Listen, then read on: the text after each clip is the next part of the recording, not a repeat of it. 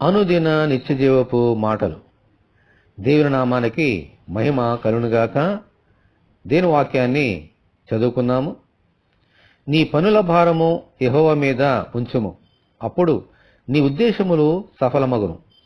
సామెతల గ్రంథము 16వ అధ్యాయము 3వ వచనం.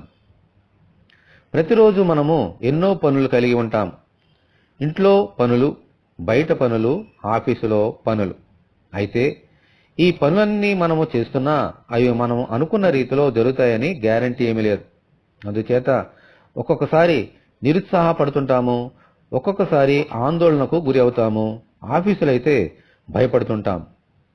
అయితే దేవుని వాక్యము సెలవిచ్చిన రీతిగా మనము చేసే ప్రతి పని ముందు ఆ భారాన్ని దేవునికి అప్పగిస్తే అవన్నీ సక్రమంగా జరుగునట్లు ఆయనే చేస్తారు. అప్పుడు ఈ ఆందోళన గాని భయము గాని ఉండవు. దేవునికి స్తోత్రము. హల్లెలూయా. ప్రభువా, మా పనుల భారమును నీ మీద ఉంచుచున్నాము, మా ఉద్దేశములన్నీ సఫలమన్నట్లు దయచేయమని మనమందరము ప్రార్థన చేసుకుందాము. ప్రభువా, ఎల్లవేళలా ప్రార్థన చేయమని మాకు నేర్పించారు.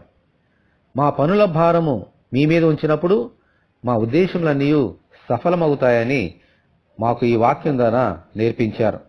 అందుచేత మేము మాట చేత గాని క్రియ చేత గాని ఏమి చేసినా ప్రార్థన ద్వారా ఆ కార్యాన్ని చేయనట్లుగాను, మా ఉద్దేశములన్నీ సఫలమగునట్లుగా కృప అనుగ్రహించినట్లుగాను ప్రార్థన చేస్తున్నాం. ప్రభువా, మీ కృప మాకు అనుగ్రహించండి.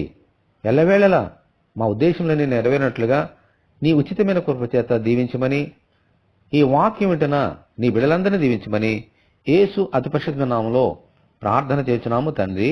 ఆమెన్. దేవుని ప్రేమ మనకందరికీ తోడెండునుగాక. ఆమెన్. పరిశుద్ధ దేవుని మందిరం.